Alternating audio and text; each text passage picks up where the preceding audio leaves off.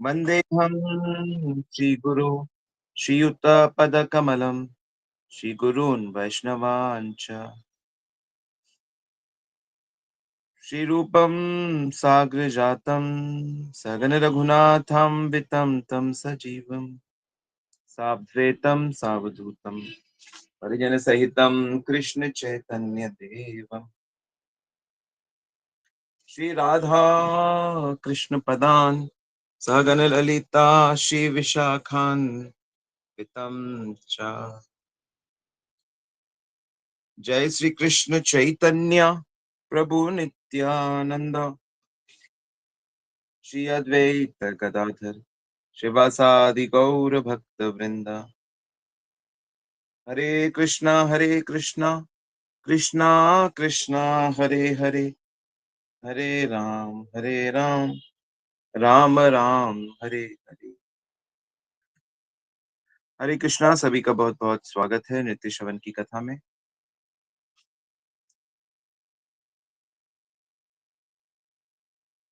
और आज थोड़ा जनरल डिस्कशन करते हैं।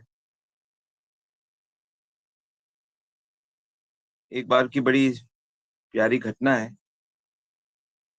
भगवान राम जी का जब विवाह हो जाता है तो विवाह के बाद अयोध्या आते हैं। तो जब वो अयोध्या आते हैं तो सभी लोग उनके दर्शन करते हैं, सीता जी के साथ दर्शन कर रहे होते हैं। इस समय तो छटा ही कुछ और थी। विशेष करके उनकी माताएं जब देखती हैं तो पूरी तरह से आनंद में डूब जाती हैं। तो उस समय कौशल्य माता जी एक बड़ी अच्छी बात कहती हैं।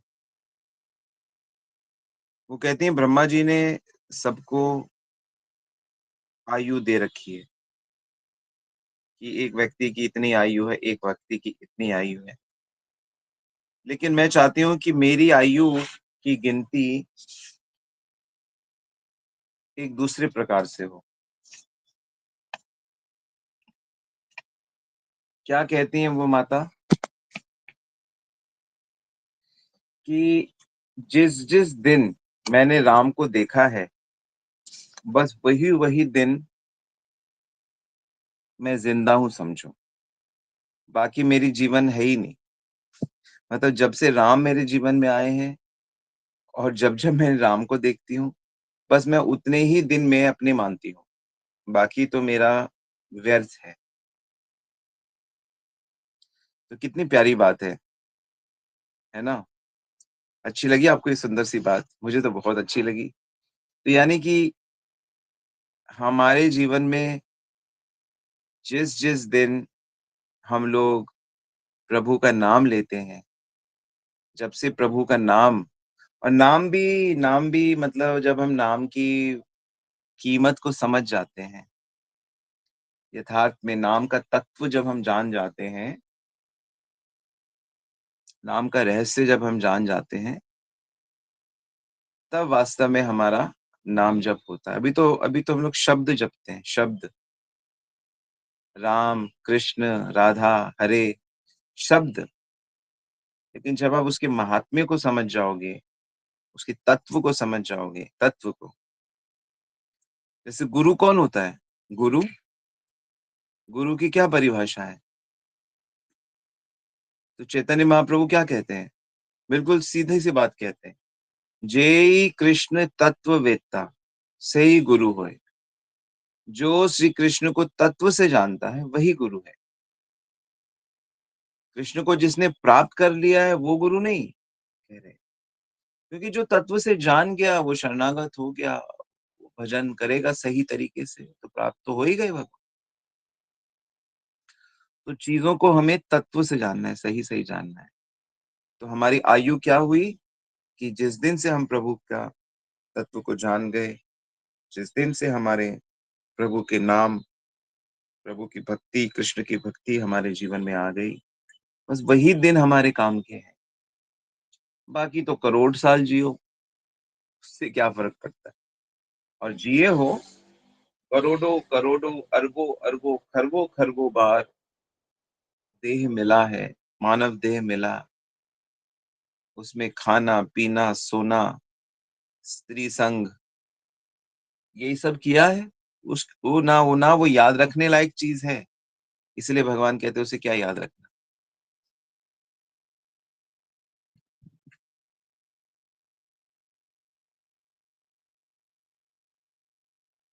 तो ये है हमारा असली जीवन। असली जीवन कब प्रारंभ होता है? अभी के हिसाब से कौन बताएगा? असली जीवन कब प्रारंभ होता है हमारा?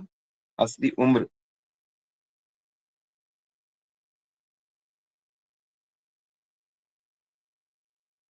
हुँ? असली आयु हमारी कब गिनी जाएगी?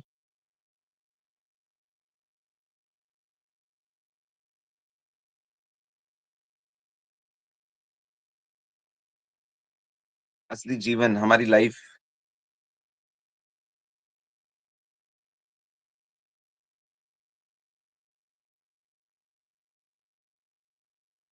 यस।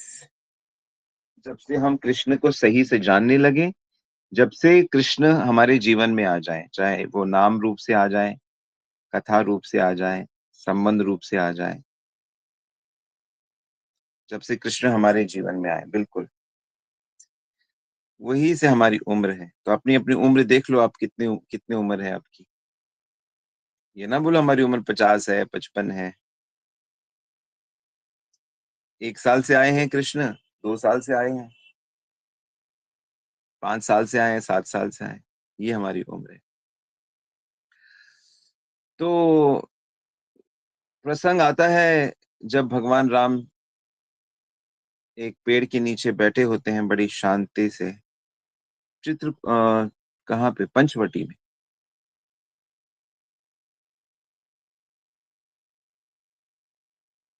पंचवटी में भगवान राम एक पेड़ के नीचे बैठे होते हैं, एक बरगद के पेड़ के नीचे। तो लक्ष्मण उनके चरण दबाते हुए उनसे प्रश्न पूछते हैं।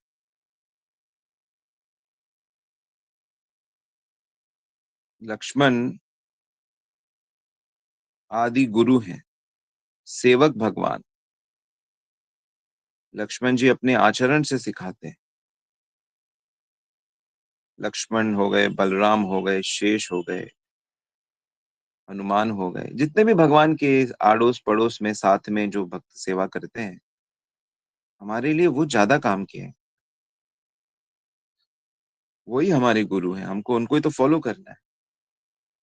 तो एक दिन लक्ष्मण कहते हैं कि भैया, मतलब प्रभु, आप तो देवता मनुष्य सारे ब्रह्मांड के स्वामी हो, तो मैं आपसे कुछ पूछना चाहता हूँ, और कृपया करके मेरे इन प्रश्नों का उत्तर देके आप मुझे मेरी हेल्प करिए। हाँ भाई लक्ष्मण, क्या प्रश्न है?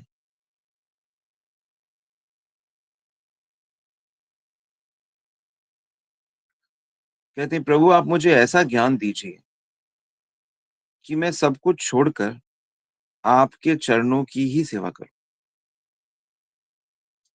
आपके चरणों में मेरी रति हो, और शोक मोह भ्रम सब दूर हो जाए। क्या प्रश्न पूछा लक्ष्मण ने?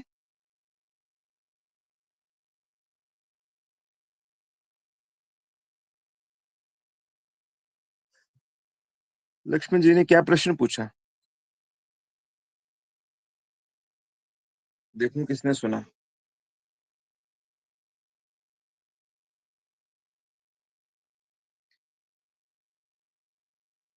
लक्ष्मण जी ने प्रभु से बड़े प्यारे प्रश्न पूछे।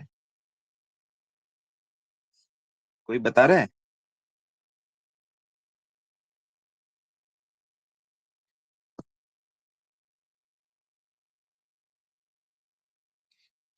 कि आपके चरणों में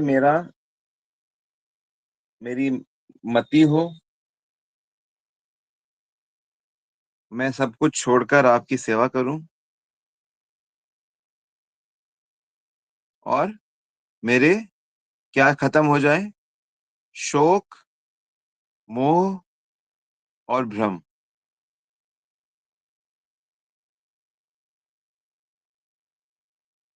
और मेरे क्या समाप्त हो जाए?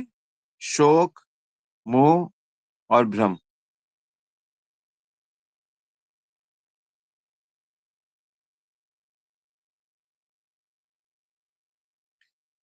तो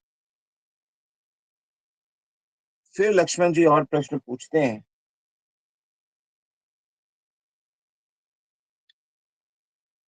मतलब जो लक्ष्मण सब कुछ छोड़कर भगवान राम की सेवा में है,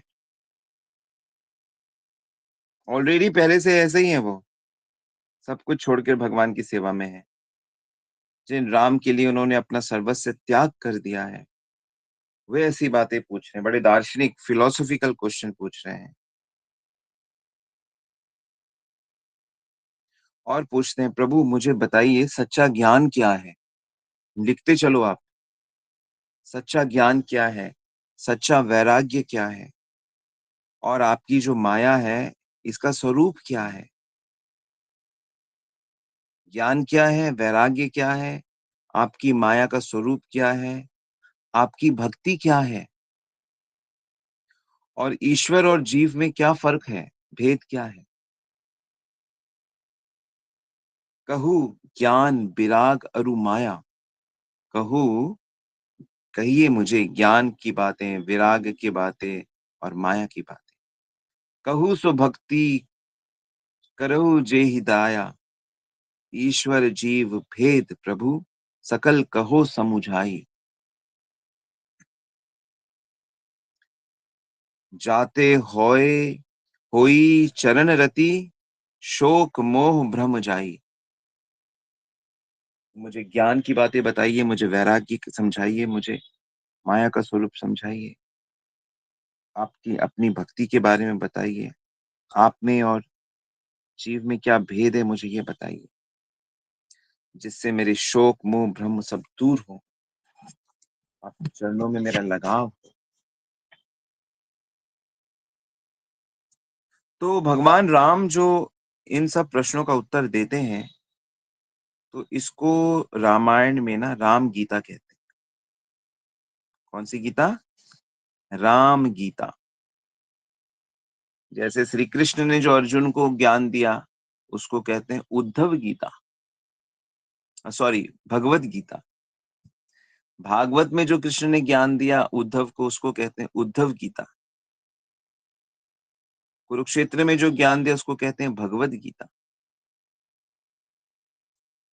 श्री कृष्ण ने युधिष्ठिर को संसार के काम क्रोध के विषय में ज्ञान दिया, उसको कहते हैं काम गीता। काम गीता। काम समझते हैं ना? चीजों को, इंद्रियां विषयों को भोगने की जो ललक होती है, उसे काम कहते हैं। आत्मेंद्रिया प्रीतिवांछा तारे बोले काम। अपनी इंद्रियों को उसके विषय दिलाने के लिए जो, उसको कहते हैं काम। और इतना डिटेल में भगवान ने काम के विषय में व्याख्या किया है कि आश्चर्य होता है कि मॉडर्न जमाने में जो फ्राइड थे, फ्राइड का नाम सुना होगा आप लोगों ने। फ्राइड एक कामना वासनाओं पे उन्होंने अनेक रिसर्च करी और अनेक लोग उनको मास्टर मानते हैं। उससे भी ज्यादा गहराई से भगवान ने इन सब चीजों की चर्चा करी है।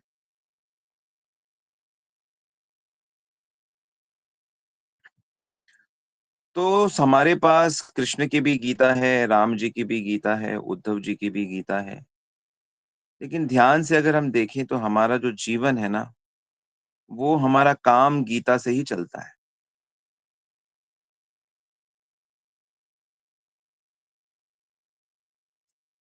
हम लोगों के जीवन काम गीता से चलता है। सारी दुनिया, ये दुनिया काम का ही खेल खेल रही है।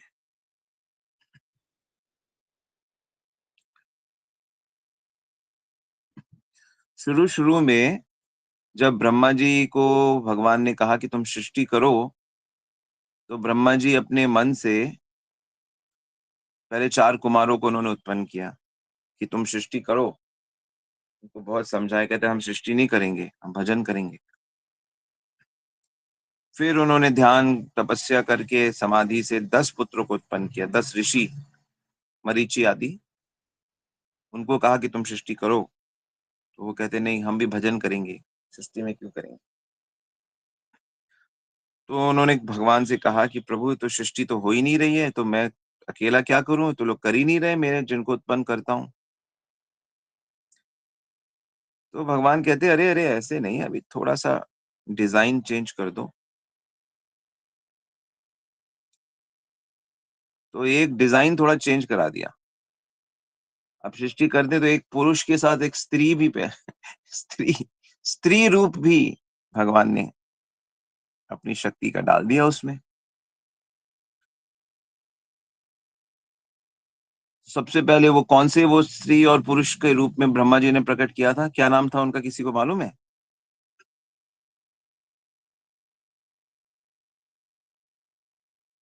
तो भगवान ने वो थोड़ा सा कहा कि ऐसे करो। और मनु और शत्रुपा, हाँ, बिल्कुल सही। तो मनु महाराज और शत्रुपा, ये नाम से दो आ गए। और उन्होंने कहा बस बस, अब हम आगे सृष्टि करेंगे। उसके पहले तो मानसिक सृष्टि की चर्चा हो रही थी, लेकिन यहाँ से मैथुनी सृष्टि की चर्चा शुरू हो गई। और ऐसी सृष्टि चक्र चला कि सृष्टि चलती जा रही है, चलती जा रही है, हर योनि में सृष्टि चली जा रही है, बढ़ती। आप बेसिकली ये भगवान की शक्ति के माध्यम से हर नर और मादा बेसिकली सृष्टि लीला कर रहे हैं। उनको लगता है कि हम प्रेम और उसमें है, लेकिन वो प्रेम व्रेम नहीं है, वो काम के द्वारा संचालित होता है। जादूगरी है भगवान की। प्रेम तो नित्य तत्व है, प्रेम तो आनंद का तत्व है। काम में तो क्राइम भी है, धोखा भी है, ईर्ष्या भी है, सब कुछ है, बहुत खतरनाक है। तत्व ही दो है। भौतिक जगत काम से चलता है, आध्यात्मिक जगत प्रेम से चलता है। अब हम काम के माहौल में रह रहे हैं, उसी की हमें प्रैक्टिस है, उसी के लिए हम जी रहे हैं, मर रहे हैं, कामनाओं के कारण। उसी को समझकर अब उसी के बीच में रहते हुए प्रेम तत्व को पकड़ने की कोशिश कर रहे हैं, यही तो भक्ति है।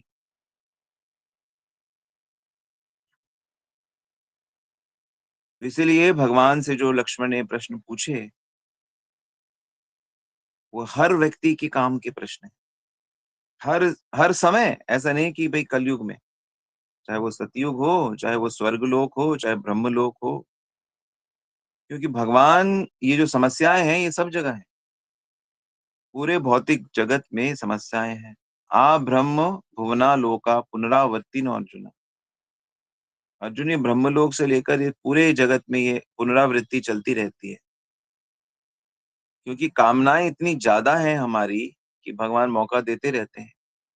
अच्छा ठीक है, ये जीवन जीना है तो जियो, इसके साथ जीवन जीना है तो इसके साथ जियो, इसके साथ भी जीना है तो अगली बार जी लेना, नहीं उसके साथ भी जीना है। तो सभी मनुष्य की अतृप्त कामनाएं, वासनाएं भगवान बारी बारी से कर्मों के अनुसार देते रहते हैं, देते रहते हैं।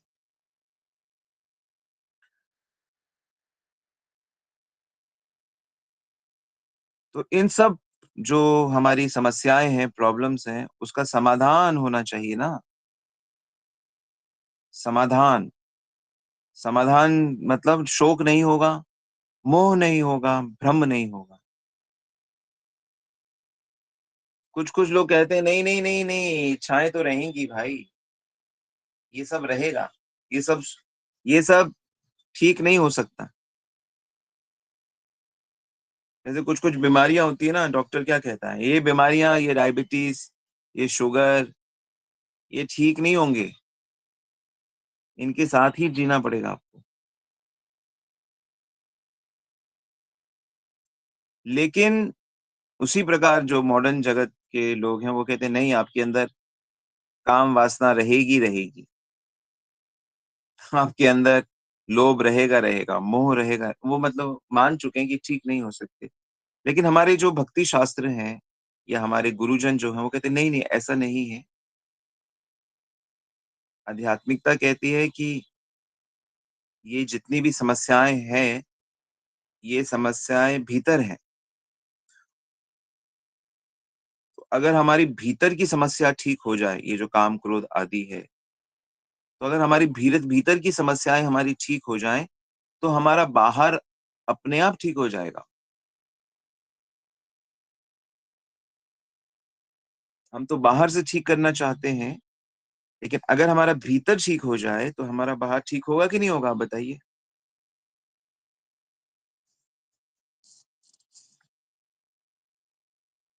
तो भगवान राम कहते ठीक है, लक्ष्मण बड़े अच्छे प्रश्न पूछे आपने, लेकिन मैं इनको ज़्यादा डिटेल में नहीं बताऊँगा, संक्षेप में बताऊँगा। संक्षेप में बताऊँगा, लेकिन अगर तुम अपना मन, बुद्धि और चित्त लगा के सुनोगे, तो तुम्हारी बात बन जाएगी।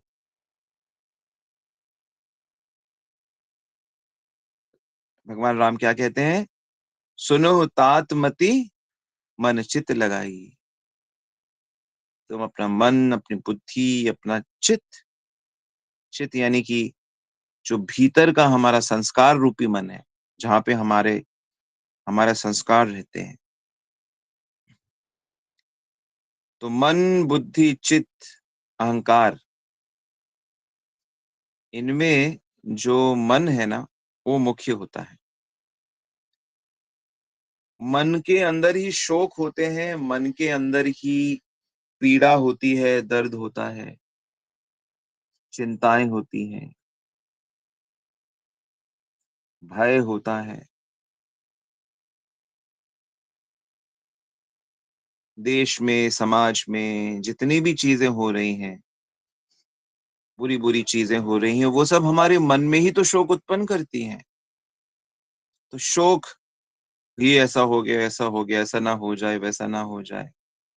तो शोक की समस्या मन से जुड़ी हुई है और भ्रम, संशय, क्या करना है, क्या नहीं करना, भ्रम की समस्या बुद्धि से जुड़ी हुई है।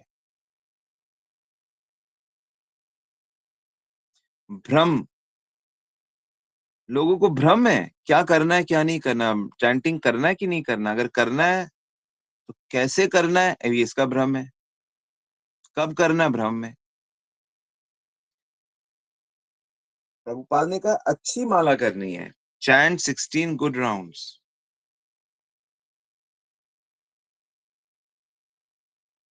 तो भ्रम समझ रहे हैं ना, इल्यूजन, मोह,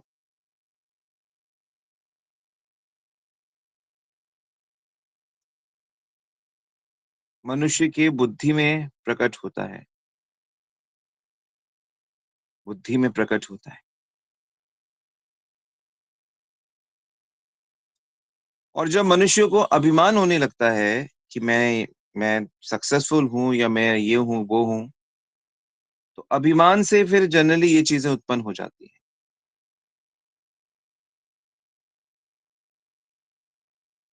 ध्यान दीजिए, अभिमान जब मनुष्य को आने लगता है, अगर वो सतर्क नहीं है, यदि वो अपने को कर्ता मानता है, कर्ता मान, अहंकार विमूढ़ आत्मा कर्तारम इति मन्यते। अहंकार के कारण, मूर्ख बनने के कारण मनुष्य अपने को कर्ता मानता है, डूअर मानता है। तो अहंकार से फिर ये सब चीजें उत्पन्न होने लगती हैं, भोग वासनाएं, फिर उसके रिजल्ट में, फिर उसके जैसे जैसे हम सांसारिक माया को भोगना चाहते हैं, तो उस भोगने के कारण फिर एज ए रिजल्ट में फिर हमको चिंता, शोक, परेशानी, लड़ाई, दुश्मनी, डिप्रेशन, जितने भी समस्याएं आप सोच सकते हो, सब उसी के कारण होती है। तो चर्चा फिर हम इसकी कल आगे बढ़ाएंगे, ये प्रश्नों के उत्तर समझेंगे, राम जी की गीता सुनेंगे। थोड़े दिन सुनते हैं, चैतन्य महाप्रभु की शिक्षाएं तो सुन ही रहे हैं। अब थोड़ा ये पहले भी सुना है हमने, पर फिर सुनेंगे। जो लोग नए हैं वो ध्यान से सुनेंगे, सब लोग ध्यान से लिखेंगे, रिवीजन करेंगे, क्योंकि भगवान की कथाएं तो पुरानी नहीं होती। ओके, यस, किसी का कोई क्वेश्चन है तो आप पूछ सकते हो या लिख सकते हो।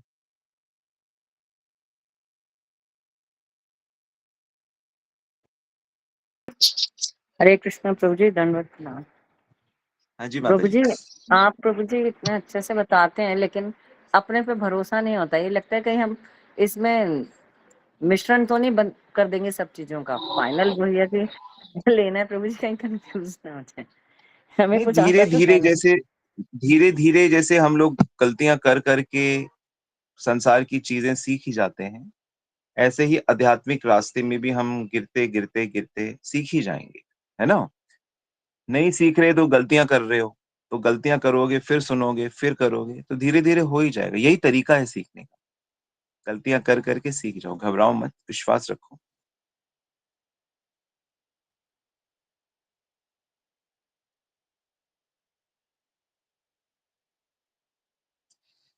प्रश्न है, ज्यादा सोचते रहते हैं, इसको कैसे ठीक करें। तो सोचना तो अच्छी बात है, लेकिन आप है कि किस चीज के बारे में सोचते हो। भविष्य के बारे में मत सोचो, क्योंकि भविष्य तो भगवान देंगे भविष्य तो। और जो बीत गया उसके बारे में भी मत सोचो। जो बीत गया उसके बारे में सोच सोच के शोक होता रहेगा। शोक भूतकाल की चीजों के बारे में सोचकर होता है। तो भक्ति कैसे अच्छे से करूं इसके बारे में सोचो। सेवा कैसे अच्छे से करूं, कर्तव्य कैसे अच्छे से करूं, इस पे सोचो। क्या होगा, कैसे होगा, इसकी बिल्कुल ही अपने अब प्रैक्टिस करो, इससे ठीक हो जाएगा। ठीक है। आगे का मत सोचो, पीछे जो हुआ उसको मत सोचो। उसने ऐसा कहा था, उसने ऐसा किया था। अभी आज मैं कैसे भक्ति करूं, आज कैसे मैं अपनी ड्यूटीज करूं, आज मैं कैसे अपने समय को ठीक करूं, बस। आज मैं कैसे सबके अंदर कृष्ण देखूं, इस पे रहिए ना। और इन चीजों को सोचो, कैसे सेवा करूं, कैसे बुक डिस्ट्रीब्यूशन करूं, कैसे ग्रंथ पढ़ूं समझूं, कैसे सबकी सेवा करूं। अब आगे का सोच सोच के परेशान होते रहते हैं, पीछे का सोच सोच के दुखी होते रहते हैं। प्रश्न है, तत्व ज्ञान के बारे में थोड़ा समझाए। अरे तत्व ज्ञान का मतलब होता है चीजों को ठीक ठीक जानना। तो जैसे हम अभी माया की चर्चा करेंगे, शोक मोह की चर्चा करेंगे, तो जब आप इसको नोट करोगे और उसको एक जगह पे देखोगे, उस पर विचार करोगे, तो अब आपको ज्ञान हो जाएगा। मनन करने से तत्व ज्ञान होता है, लिख लो आप इसे। किसी चीज को सुनने से समझने से नहीं होता, आप भूल जाओगे उसे। लेकिन जब आप उसका मनन करते हो, यानी कि चिंतन करते हो बार बार बार बार, तब फिर तत्व ज्ञान हो जाता है। तत्व ज्ञान कब हो जाता है? जब वो वाला विचार, वो वाली समझ आपके चित्त में चली जाती है। मन से बुद्धि की यश लेते हुए चित्त में आ जाती है, बार बार करने से होता है। तब आपको तत्व ज्ञान हो जाएगा। ठीक है, तो चीजें सुनते रहो। आपको कृष्ण का तत्व ज्ञान करना है, राधा का तत्व ज्ञान करना है, माया का तत्व ज्ञान करना है, जितनी भी चीजें हैं, संसार का तत्व, संसार का ज्ञान कहाँ है लोगों को। लोगों को लगता है हम पैसे से सुखी हो जाएंगे, परिवार से सुखी हो जाएंगे, ये ऐसा करेंगे तो यही तो है भ्रम। और किसको बोलते हैं? संसार की वस्तुओं से सुख मिल जाएगा, यही तो भ्रम है।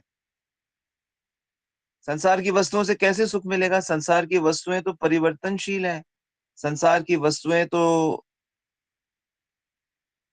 शाश्वत नहीं है, वो तो छोड़ के जाएंगी हमको। यही तो तत्व ज्ञान नहीं है ना। तो यही तो है, और क्या है। इसका ये मतलब नहीं है कि किसी गृहिणी को या किसी बालक को ये ज्ञान नहीं हो सकता। भक्तों की चरण धूलि से नहाओगे, भक्तों पे सही श्रद्धा करोगे, तो और जल्दी हो जाएगा तत्व ज्ञान। इसीलिए तो भक्ति की क्रियाओं को ईमानदारी से किया जाता है। तो जब हो जाएगा ना ज्ञान तब देखना कैसी शांति बहेगी, कैसा आनंद बहेगा। क्योंकि आपने वर्ल्ड को सॉल्व कर लिया है। अभी क्या भ्रम में जीते हो।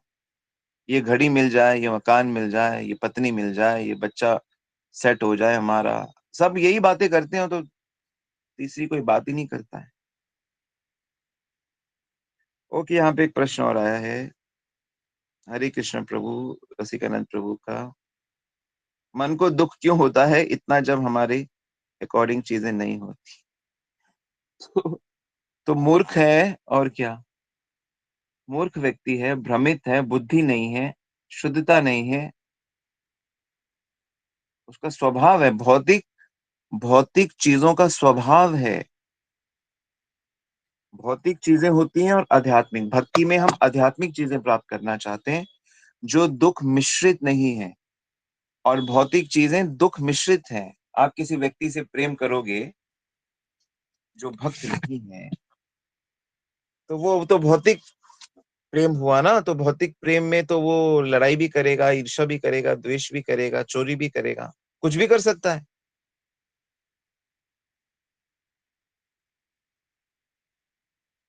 तो भौतिक चीज का स्वभाव है वो, इसीलिए तो छोड़ना है भौतिक और आध्यात्मिक पकड़ना है, क्योंकि हम आत्मा रूप से आध्यात्मिक है। हमारे लिए आध्यात्मिक स्वभाव ही हमारा स्वभाव है।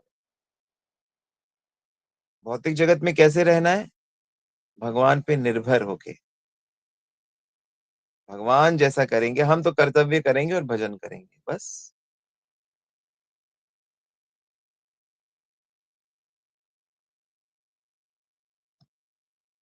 तो दुख इसलिए होता है क्योंकि मन भौतिक है, चीजें भौतिक हैं। लेकिन अगर मन आध्यात्मिक हो गया, तात्विक ज्ञान हो गया, तो कुछ भी हो जाए, चाहे पिता मर जाए, पुत्र मर जाए, पत्नी छोड़ के चली जाए, बम फट जाए, सब चोरी हो जाए, भयानक से भयानक परिस्थिति में भी आप दिव्यता अनुभव करोगे। यही तो है भक्ति की असली परीक्षा।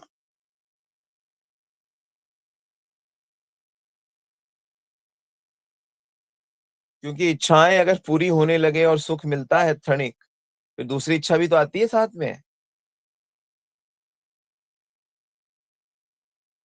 ये इच्छाओं की बीमारी है, भौतिक इच्छाओं की। एक चीज जब हमें प्राप्त हो जाता है, फिर हम उसकी परवाह नहीं करते, फिर हमें उससे बेटर चीज चाहिए। और जब तक वो चीज मिलती नहीं है, उस मन उसी में केंद्रित रहता है। और जैसे ही वो मिल जाती है, तो फिर उससे दूसरी, उससे बेटर, क्योंकि देखते कि इसमें तो सुख है ही नहीं, अब सुख तो चाहिए, तो इसलिए वो दूसरी चीज ढूंढने लगता है। यही सब लोग ढूंढ रहे हैं, ब्रह्म लोक तक ढूंढ रहे हैं। ओके।